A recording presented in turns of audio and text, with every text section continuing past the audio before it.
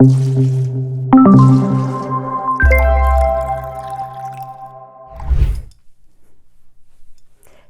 hello, hello, Transurfer. God, I kind of look like a disheveled. I look like I just got into a fight with Freddy Krueger in an elevator. Jeez Louise. All right, well, welcome, Transurfer and the Transurfing Curious. My name is Renee Garcia, and this is TransurfingTV. And today I am going to be talking about something that I've talked about before, but it's been a while, and it's quite possibly one of my favorite lines from the book Reality Transurfing Steps 1 through 5.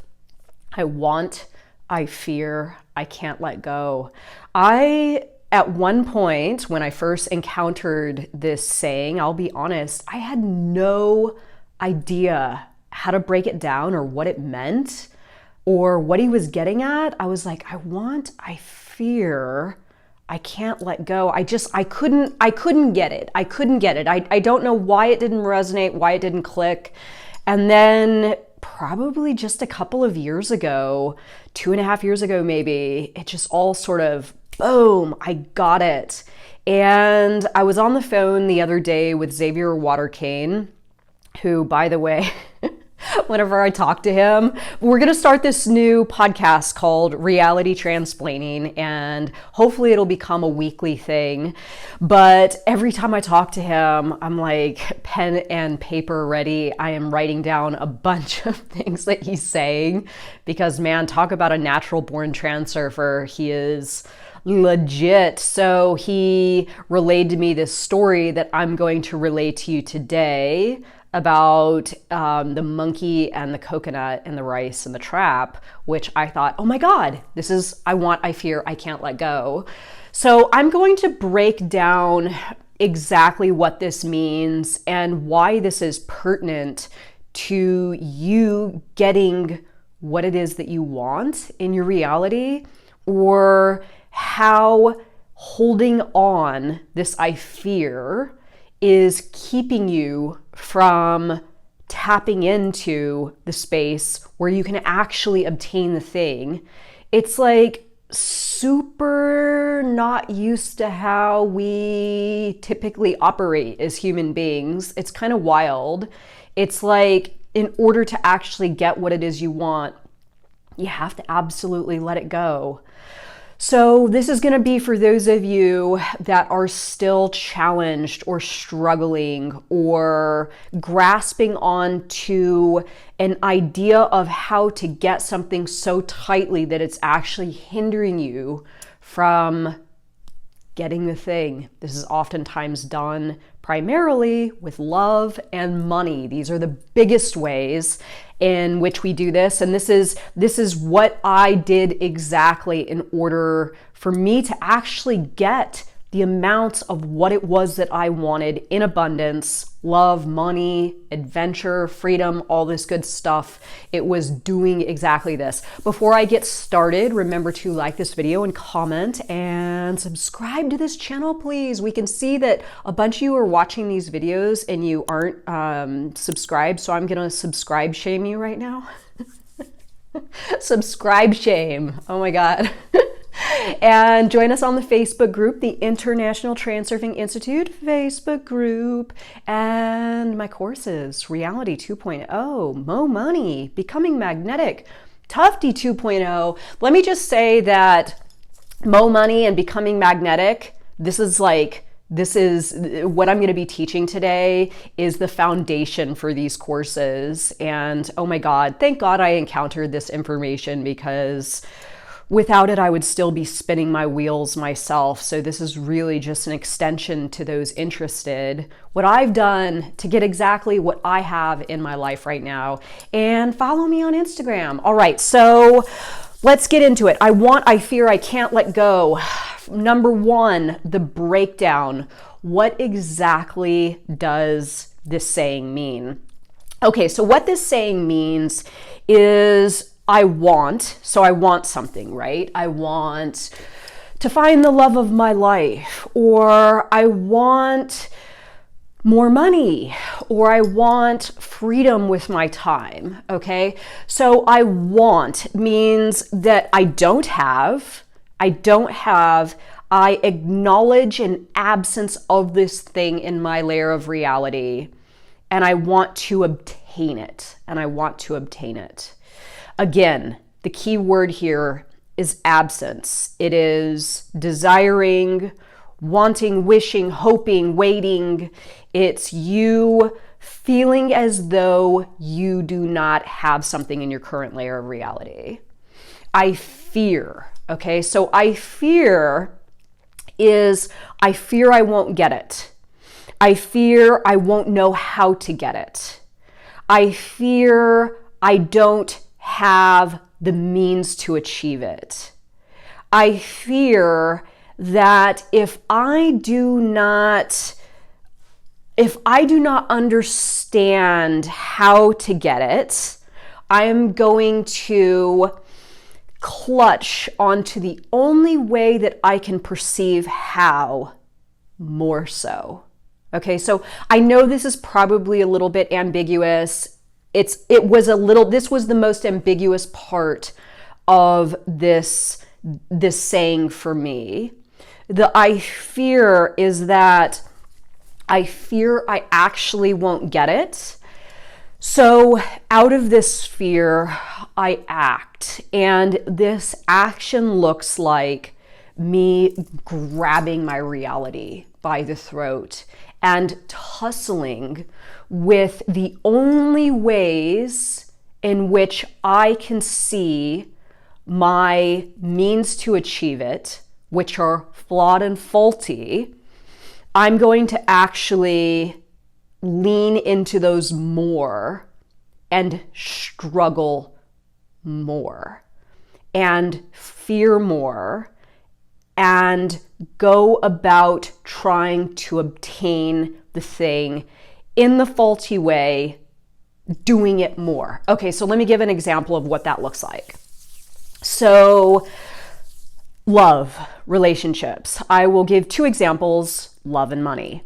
So the first, I will speak of my relationship before I found Reality Transurfing. I was in this exact modus operandi. I want, I fear, I can't let go. So I want this guy that I'm with to love me in the ways that I perceive to be what's missing, the ways that I want to be loved, the level of commitment, treated in specific ways. Even though I wasn't able to do that exactly for myself, this is besides the point, but it wasn't going to happen in this version of reality. But I still wanted it nonetheless, right? I want him to be committed. I want him to treat me a certain way. I want him to do X, Y, and Z. I don't want him to do A, B, C, and D, all that kind of stuff.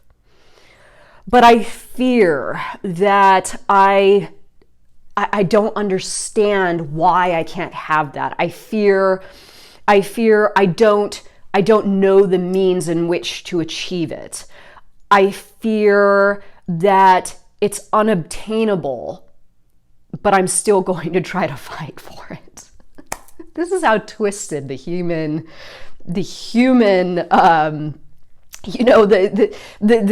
human condition can be so messed up at times that our higher selves, our inner observer knows deep down that something is not intended for you, for me, yet when we are in this very untransurfing mode of operation, we still try to jam that square peg into that round hole, right? So I fear I won't get it, so I'm going to clutch it even more tightly and try to force it even harder, pushing that square peg into that round hole.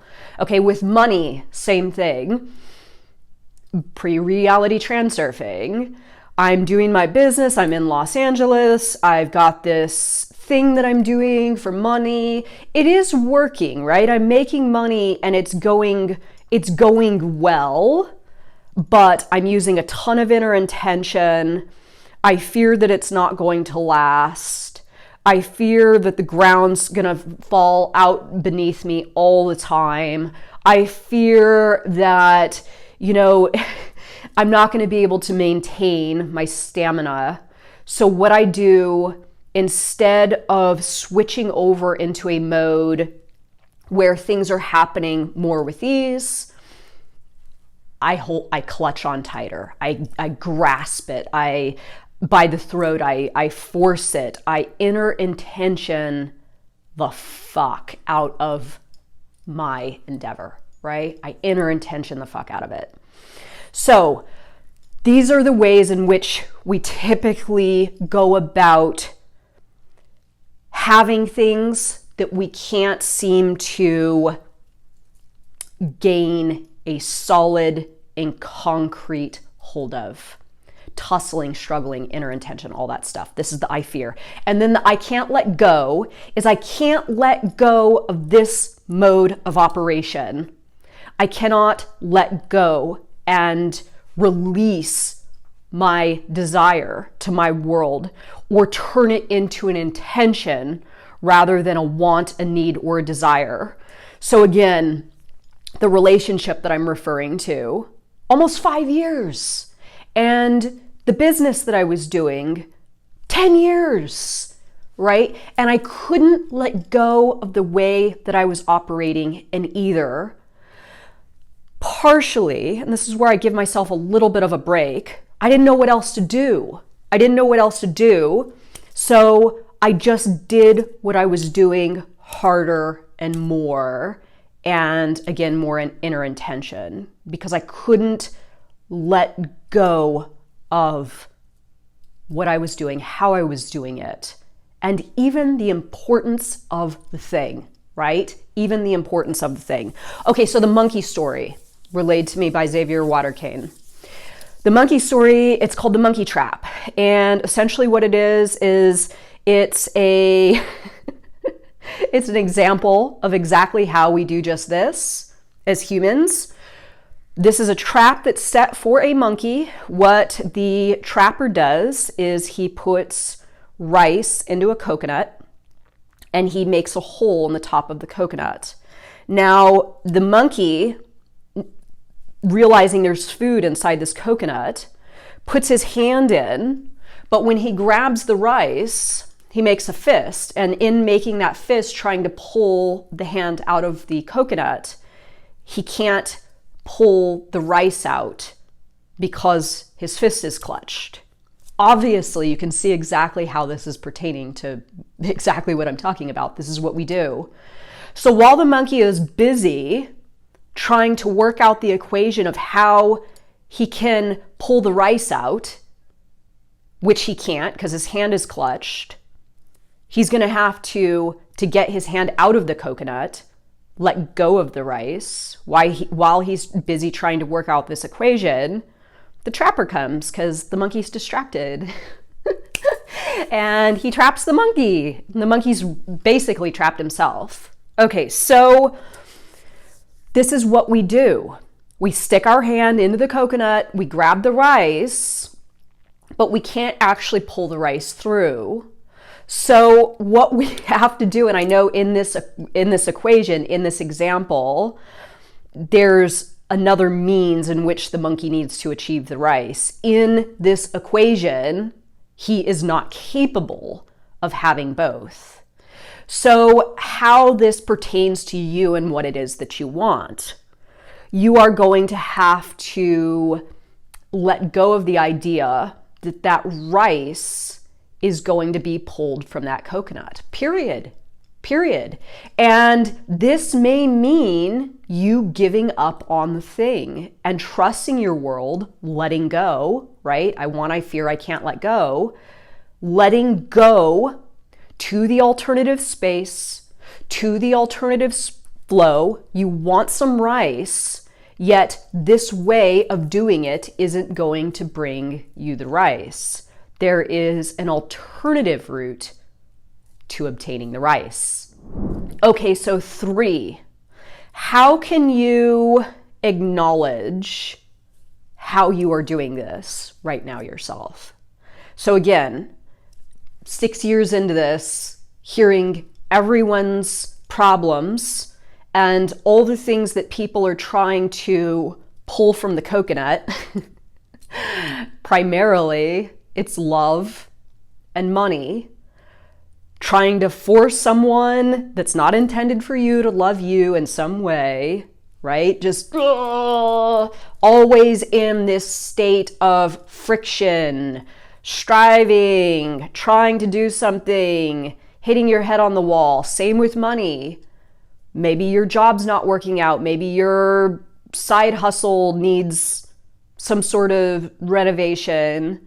Maybe something in your life is not working out and it's time to release the rice, pull your hand from the coconut, let go, and trust that your world will absolutely show you a better way.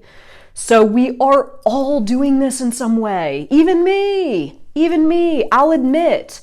Now, I'm a little bit quicker to let go of the rice at this stage in my life because I have had now enough experience to know that when I let go of the rice and pull my hand from the coconut, oftentimes this is exactly when something works out.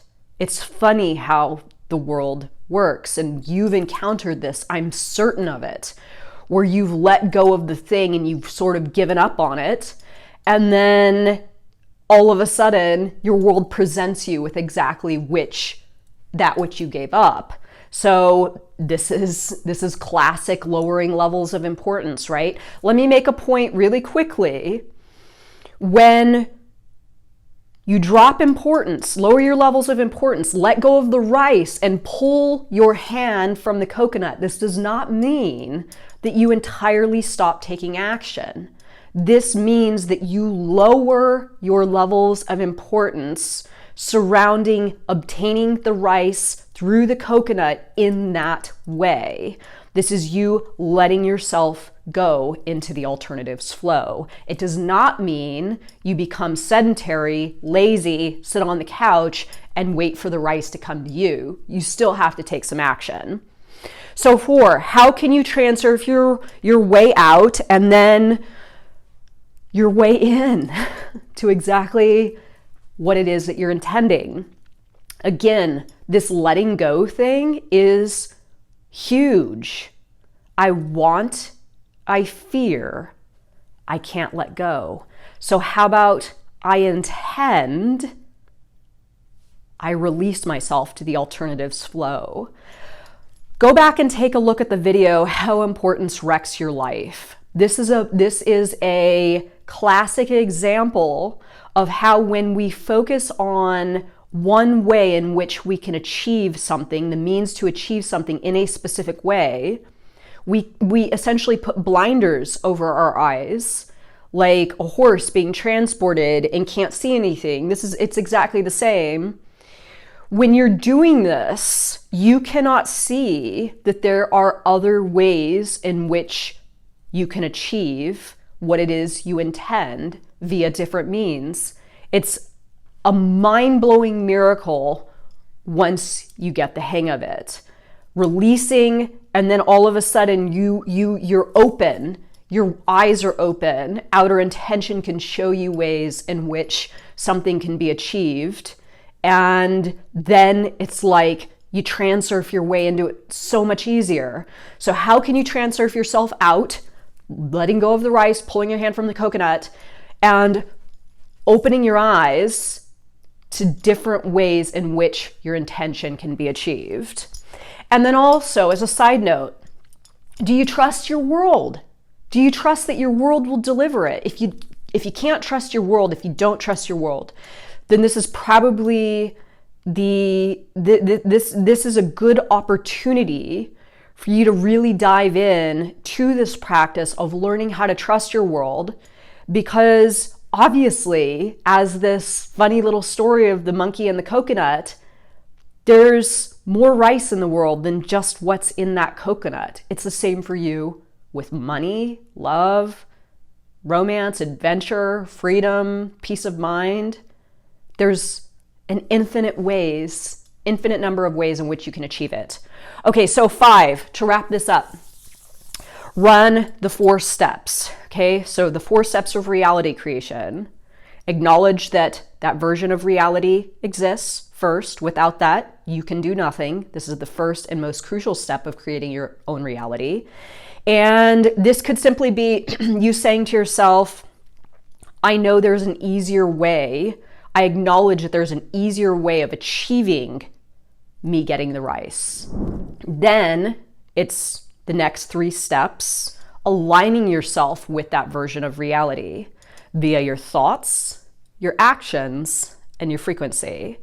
So this could mean, and let's use the monkey as an example. Monkey decides, okay, this ain't worth it. I'm gonna get trapped by this trapper. I'm gonna let go of the rice and I'm gonna give up on this coconut and this rice.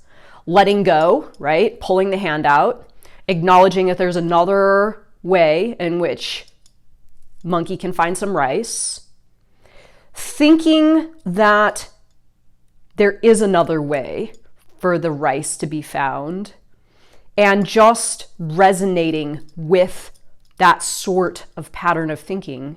There's a ton of rice in the world. There's a ton of rice in the world, and my world will soon present to me different ways in which I can obtain some rice.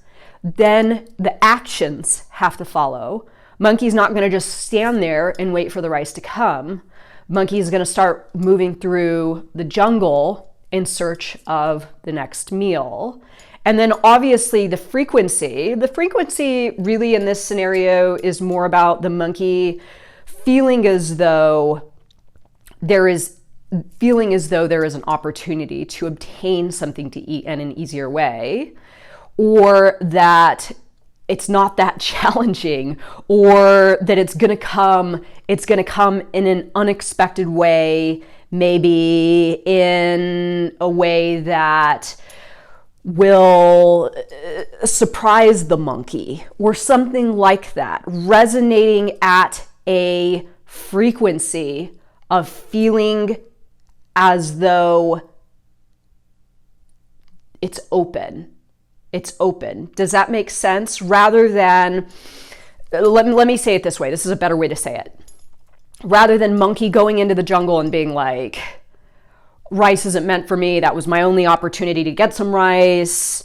I'm probably going to starve, right? This is low frequency thoughts. And we oftentimes do this, especially when we are confronted with this idea of having to separate ourselves from our way of doing things. Well, if I separate from this thing, then I'm going to lose out. I'm not going to get it. Everything's intended for other people. It's not intended for me. I'm destined for a life of being challenged by this thing. This frequency of deprivation, this frequency of doubt, this frequency of not having will not connect you with the thing that you intend to have.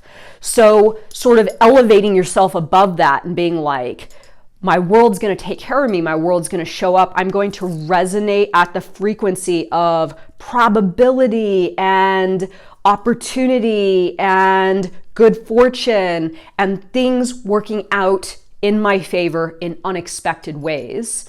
This is oftentimes exactly what happens for me when I'm doing this thing and I realize, dude, stop doing that. Let go, pull your hand out, walk into the jungle, start thinking that you're going to encounter exactly what you need to encounter, and continue moving, body motion, and resonate with opportunity, resonate with all the ways in which things can work out, and they will. So this is I fear, I can't let go. A little bit complex to explain. I hope you got it. Thoughts, comments, questions below, and I hope you enjoyed the video. Have a good day, everybody. Bye.